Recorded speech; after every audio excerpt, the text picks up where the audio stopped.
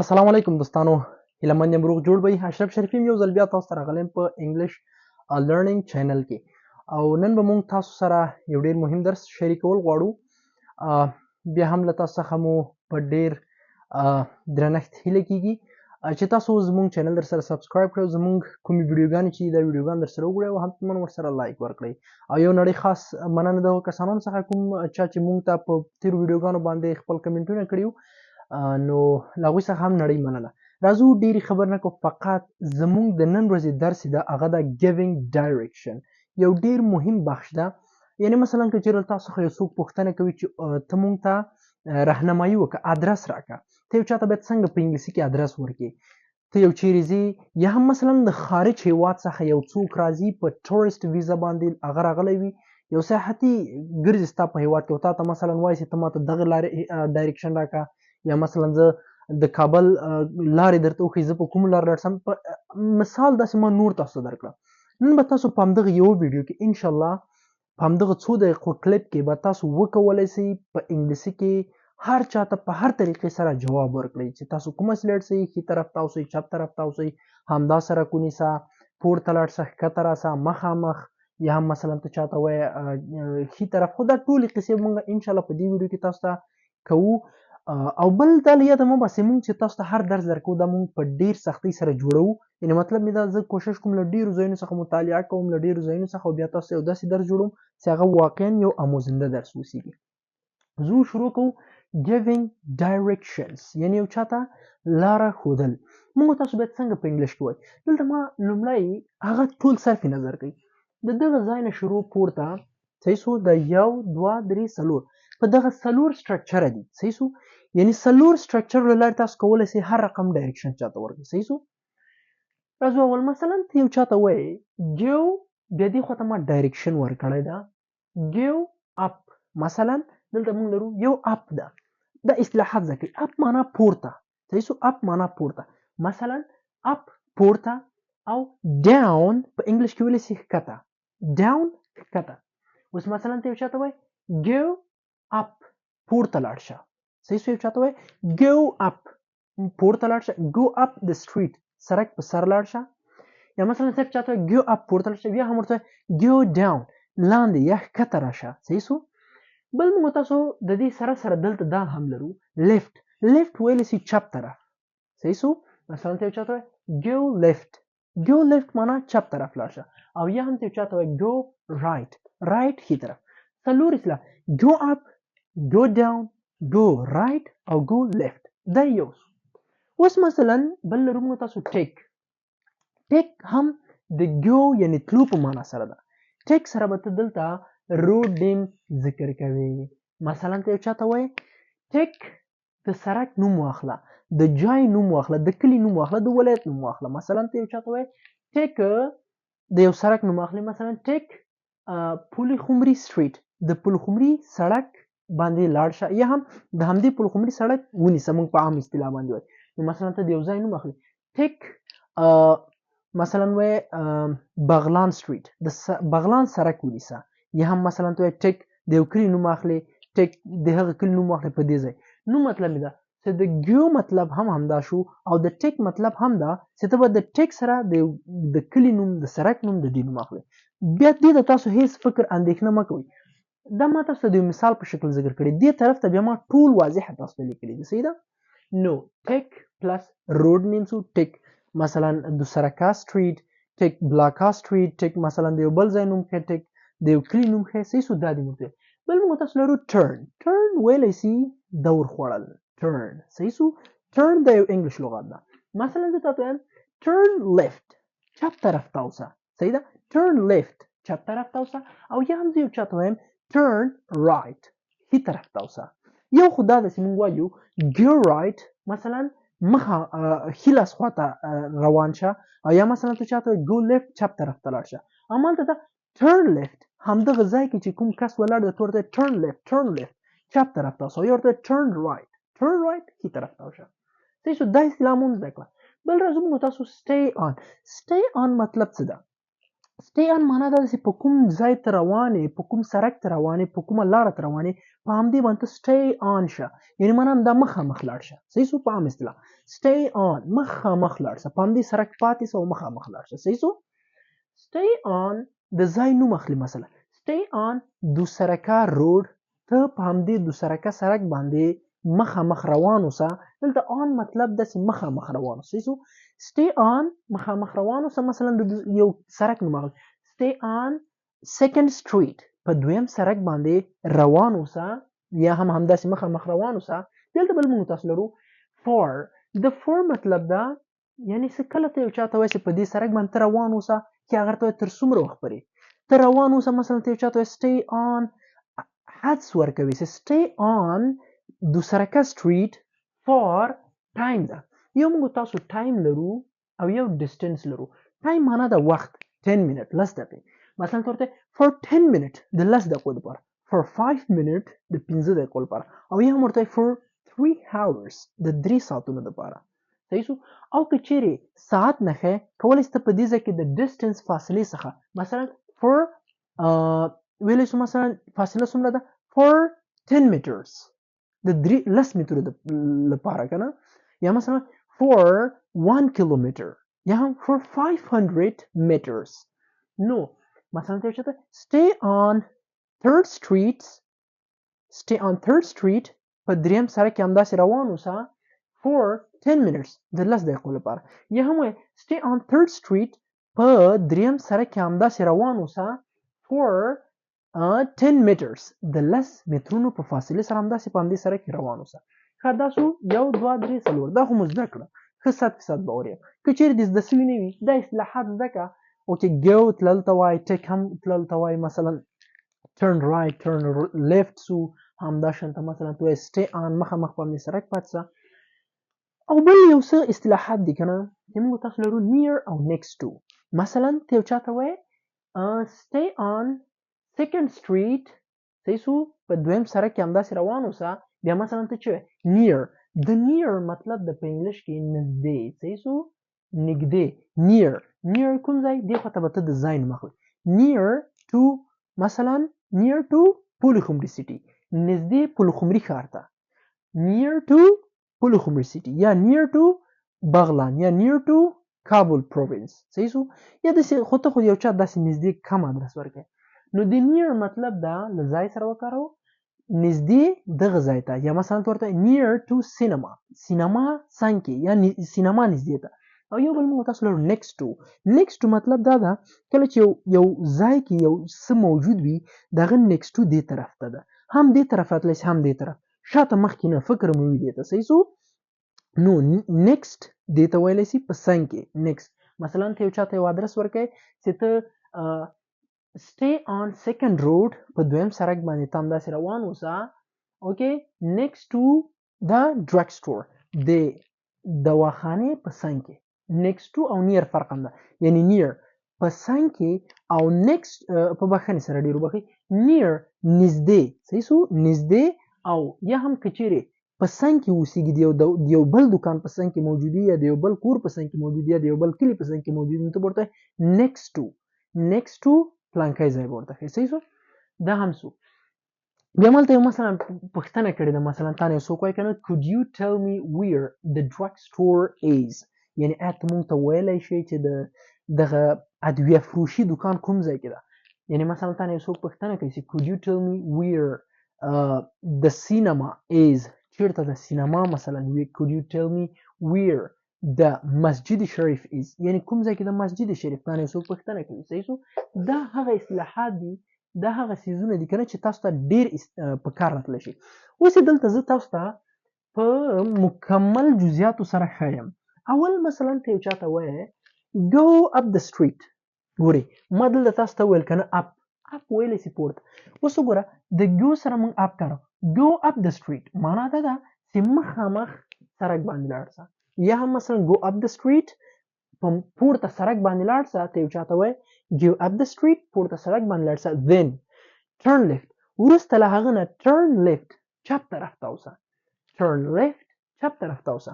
په یاد ولرئ مثلا تاسو یو چاته ادرس ورکوئ چې ته داسې لاړ شه بیا ښي طرف ته اوسه. یا هم وای او یعنی دلته موږ تاسو لرو then معنا ده then بیا go up the street پورته سړک باندې ورسه then turn left بیا چپ طرف ته اوسه صحیح شو یا هم then وروسته نو مثلا then وروسته at سو and او that's the preposition is that's the ربط توری دي صحیح شو چې دوه جملې سره په ارتباط کې راولي صحیح ده مثلا go up the street then turn left پورته سړک باندې لاړ شه او بیا چپ طرف ته اوسه صحیح شو یا مثلا ته چاته وای turn right هی طرف تاوشه یا هم هی طرف دور وخوره at the first junction په یاد ولرئ چې د junction لغت معنا څه ده junction دا یو داسې معنا لري چې تاسو کله فکر کړی وي چې دوه سړکونه یو بل سره قطع کی په عام اصطلاح موږ تاسو پښتو کې ورته وایي چار سړکه کنه څلور لارې چې موږ تاسو ورته وایي مثلا یو سړک داسې تللی ده بل سړک د په دغه سړک اخواته وتی یعنی موږ تاسو ورته چار سړکه وایو کنه یا هم څلور سړکه ورته وایي دوه سړکونه چې یو بل سره قطع کی په دغه قطع منځ کې موږ تاسو ویلی شو junction مثلا تاسو یو څوک وایي turn right هی طرف ته اوسه at the first junction په هغه اول چار سړکه کې یا په هغه اول څلور لارې کې هغه اول څلور لارې ته چې کله ورسېدلې هماغه ادرس ده صحیح شو بیا مثلا تاسو وایي go down here همالته لاندې کت شه go down here همدلته لاندې کت شه صحیح شو and او turn left چپ طرف ته اوسه on the third street په دریم سړک کې دا ډیر اسانه ده ګوري فقط تاسو ته اصطلاحات زده کړئ turn left turn right go straight on مخامخ لاړ شه یا هم مثلا keep straight on یا هم go straight on یا هم stay on صحیح شو نو دا یو ډیر عام اصطلاحات دي مثلا ته وایي go down here کته کت شه and turn left چپ طرف ته اوسه on the third street په دریم سړک یعنی کله چې ته کته کت شولې بیا په دریم سړک باندې ته تاو شه صحیح شو دلته هم د and او په معنا سره تللی شي چې دوه کلمې سره ربط کې راوستي دي بیا بل مثلا go straight on مطلب دا ده چې همدغه لار ونیسه او مخامخ لاړ شه go straight مخامخ go straight on همدغه لار ونیسه او مخامخ لاړ شه tell معنا څه ده tell تر هغو پورې سي یعنی ته په دغه لار باندې ځه tell تر هغو پورې you get to the crossroad تر هغو پورې چې ته ورسېږې همدغه چار سړکې ته کراس روډ هم ویلی شي چار سړکې ته څلور لارې ته موږ تاسو څه وایو په انګلیش کې کراس روډ بل لغت ښه ورته استفاده کوو جنکشن دا مو هم زده کړه جنکشن او یا هم کراس روډ یو چې بل قطع کړی مثلا ته go straight on مخامخ همداسې ورځه لاړ شه till تر هغو پورې you get to the crossroad چې ته هغه چار سړکې ته ورسېږې صحیح شو یا مثلا تاسو کوئ go straight on till you get to the صحیح شو د غذای نوم اخله مثلا کلی نوم ده یو کلی نوم مثلا ته ورته go straight on till لاړ شه تر هغه مخامخ لاړ شه تر هغو پورې you get to the city تر هغو پورې ته ښار ته ورسېږې همداسې کې تاسو کولی شئ هر څه نوم واخلئ بیا په بل موږ تاسو لرو وایي stay on main street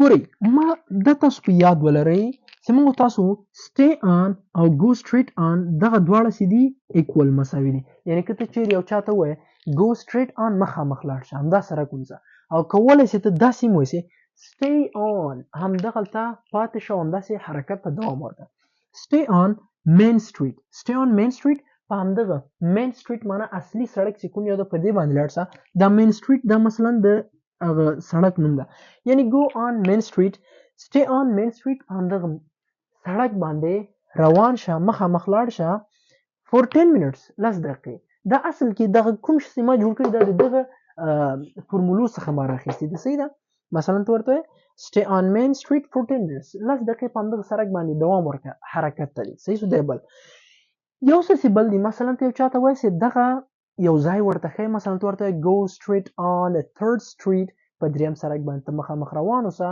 بیا ته څه ورته مثلا ورته go past معنا دا ده چې تیر کا اوس مثلا زه په دې سړک باندې روان یم صحیح شو دلته دوه مشهور ځایونه دي په اصطلاح باندې درته وایم کنه دلته زموږ تاسو لرو کراس روډ یا جنکشن لرو چې دوه سړکونه په منځ کې قطع کړي دي یا یو بل مشهور ځای ده خو زما اصل دا ځای مطلب نه ده زه دې بل طرف ته ځم تا ته اوس وایي مثلا go straight on همداسې مخامخ لاړ شه صحیح شو بیا درته څه وایي چې کله تا ته وایي داسې مخامخ لاړ شه بیا درته وایي بیرته go past the crossroad هغه چار سرکه وای سره راځي هغه تیره کا یعنی لاغه نه واوړه go past معنا تری کراس لاړ شه صحیح سو go past the crossroad یعنی چار سرکې نم تیر سه هغه پاس کا او بیا ته وای هغه هدف درته کوي صحیح سو نو دلته هم دا خدای کې چې په پوښي go past the fire station وای همدا سي لاړ سه او past the fire station هغه د اور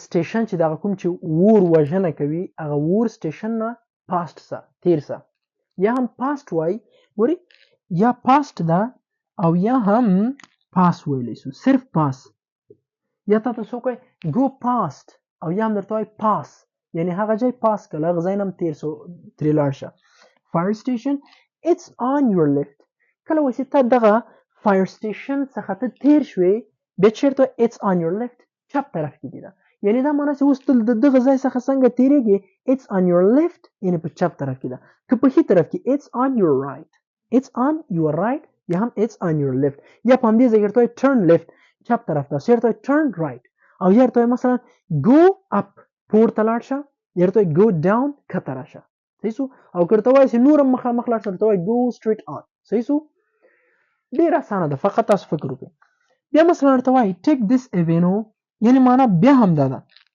ما تاسو ته چې take مطلب څه ده د گیټ په معنا سره ده مثلا ته اوله کې څوک وای go up دلته هم داس ده چې take یعنی اونیسا په همدې ځای کې پاتې سه take this avenue مثلا دغه avenue یا د صحرانو د دیار ځای ده هم دغه در سره په همدې ځای کې پاتې سه اوسېږه when you get to the cinema کله چې ته سینما ته ورسېږي اوس مثلا ته په دې لار باندې لاړلې صحیح سو take ته ورته یو چاته take this street همدا سړک ونیسه یا ته go straight on په همدې سړک مخامخ لاړ شه when you get to the cinema کله چې ته تر څو سینما ته ورسېږي یعنی ته یو چاته چې ته په دې لار باندې ځه کنه همدا لار ونیسه لاړ شه تر څو ته مثلا تاسو کوی د خیاطي دکان ته ورسېږي یا هغه ته چې د درملو دکان ته ورسېږي یا تاسو کوی ست تر څو هم د غلار باندې چې تاسو یو چیرې مثلا د قصابي دکان راسي یا تر غځای ورسېږي بیا ورته کنه when you pass کله چې ته دانه تیر سي نو دمه when you get to the cinema کله چې ته سینما ته ورسېږي اندالارون څخه کله تر څو پر ته سینما ته ورسېږي بیرته وای go left چپ طرف ته بیا تاسو صحیح سو نو دا ډیر اسانه ده یو څه بل دا هغه دا په یاد ولرئ چې هغه باید زه تاسو ته دلته ولیکم ګورئ یو د مثلا موږ تاسو لرو across from معنا چې دا او یا هم موږ تاسو across from ویل سو یا هم opposite ګورئ across from مخامخ ته وایي نه across کنه across from مخامخ او یا هم opposite مخامخ اوس دوه دکان دي یو بل ته مخامخ دي نو دې ته به تاسو شی وای اوکې go straight on 3rd street په دریم سړک باندې مخامخ لاړ شه until یا هم till the crossroad اوکې یا ته وای pass the crossroad مخامخ په سړک لاړ شه pass the crossroad هغه crossroad سیدا سلور لارې دا هم پاس کا سو بیا درته مثلا وای there is two shop across دو دکان دي چې مخامخ دي سره صحیح سو نو د across او opposite معنا ده چې دواړه مخ په مخ اوسېږي opposite یو د بل په خلاف مخامخ صحیح ده یا دلته بیا موږ تاسو بیسیکلی دومره درس تاسو یو څوک درکې چې داسې لاړ څه هغه وکړه دا وکړه هغه څه وکړه نو بیا ته اخر کې چې ویل you can't miss it ته به هغه ورک نه کې د ادرس you can't miss it ته د ادرس نه ورکې او یا هم you won't miss ته به د ادرس له لاسه ورنه کې ورک بنه کې په دومره تشریحاتو سره نو هیڅ کله به ته you can't miss or you won't miss ته به د ادرس له لاسه ورنه کې صحیح سو بیا که مثلا ته چیرې په یو ځای کې اوسېږي چې ته اصلا اهل د هغه ځای نه یا ته د هغه منطقې نه یا ته دغه خپله د هغه ځای نه او تا نه یو څوک پوښتنه کوي چې مثلا درته وایي could you tell me where the drugstore is ته ماته ویلی شي یا ماته could you tell me where the school is مکتب چیرې ده ته ماته ویلی شي نو کله چې ته د هغه ځای نه ته بیا چېرته I'm sorry بخښنه غواړم I'm not from here زه د دې ځای نه یم ښه دا هم په یاد ولرئ ځکه دا ډېر مهم دي I'm sorry I'm not from here زه بخښنه غواړم زه د دې ځای نه یم او یا هم ته ورته وایې چې ask somebody else له یو بل چا څخه پوښتنه وکړه. صحیح ده؟ ask somebody else. یا که ته په بس موټر کې ناست ته ورته وایې بیا ask the bus driver. د بس موټر چلونکي څخه پوښتنه وکړه. نو همدغه ځای کې زموږ مطلب صرف همدا ده که ته چیرې دغه ځای نه نو ته صرف دومره I'm sorry I'm not from here یا ورته I'm not living here. زه دې ځای کې ژوند نه کوم. ask someone else. ask somebody else. صحیح سو؟ یا ورته ask from that man. د هغه سړي څخه پوښتنه وکړه. صحیح سو؟ نو دا واقعا ډیر مهم درس و. ما ځکه وغوښتل چې زه باید تاسو په دې باندې ویډیو جوړه کړم چې زیاتره خلک د همدې سره مخ کېږي لاس په ګریوان دي. موږ تاسو تقریبا ډیر وخت شو چې د ګرامر درس وایو. ټینسز مې درته وویلې دولس زمانې دا وروستۍ زمانه یې پاتې هغه به هم تدریسي. موږ په لغاتو خو یو څه چې ډیر مهم دی هغه سپیکینګ سکل ده، د خبرو کولو مهارت ده چې هغه نه ګرامر پرې دومره تړاو لري نه په دومره اندازې پر لغاتو پرې تړاو لري. صحیح ده؟ جمله جوړونه کې ډیره مرسته کوي خو دا بیا ځان ته بحث ده. یعنی ما دا غوره وګڼله که نه چې زه باید تاسو ته هره ورځ یا هم یو ورځ وروسته مثلا نن ما تاسو ته د ډایرکشن په باره کې پوره معلومات درکړي. تاسو څنګه چاته یو معلومات ورکړي ډایرکشن لاره ورښیي چې ته په دې ادرس لاړ شه داسې لاړ شه هسې لاړ شه چې دا تاسو پکې مکمل زده کړه. او بیا دې که زده کړي نه وي لاندې حتما کمنټ کې مانه پوښتنه وکړه زه انشاءالله حاضر یم تا ته به جواب درکوم. صحیح ده؟ مثلا بله ورځ زه راخلم at the store په مغازه کې. په مغازه کې کومې پوښتنې ډېر رایج دي چې مثلا کېږي هغه څه راکړه دا څه راکړه ماته مثلا ته قیمت یې څو ده نرخ یې څو ده. یا مثلا تاسو یو هوټل ته ځئ څنګه باید وي، تاسو یو ښار ته ننوځئ، تاسو یو نوي هیواد ته ځئ. دا هغه محاورې بخش ده چې د دغو تشریح کول د دغو تدریس کول واقعا ډیر اړین دي که نه. نو له تاسو مو همدا هیله ده چې هر وخت ویډیو ګورئ تر پایه ګورئ سکیپ کوئ مه ویډیو در سره واخلئ سیو یې کړئ واخلئ ډاونلوډ یې کړئ انشاءالله چې یو ورځ به مو په کار راځي. صحیح ده؟ او شاید تاسو کې زیاتره وایي چې مونږ یا په دې درس پوه نه سو یا پوهېږو نو خیر 2 ځلې 3 ځلې دا ویډیو وګوره مشکل نشته د انشاءالله حتما به پرې پوهېږي. زه خو در سره یم او زه به همیشه ستاسو لپاره ویډیوګانې جوړوم. خو ستاسو همکاري یوازې له مونږ سره همدا ده چې زموږ ویډیوګانې د نورو سره شریکې کړئ نورو ملګرو سره که هغسې هم نسئ کړی نو حتما زموږ در سره دغه چینل سبسکرایب کړئ او د نورو ویډیوګانو په تمه اوسئ. تر بل درس چې بیا راځم ټول په لوی بخښونکي یو مهربانه خدای سپارم. تر بیا ښې چارې ښه وخت. خدای پامان.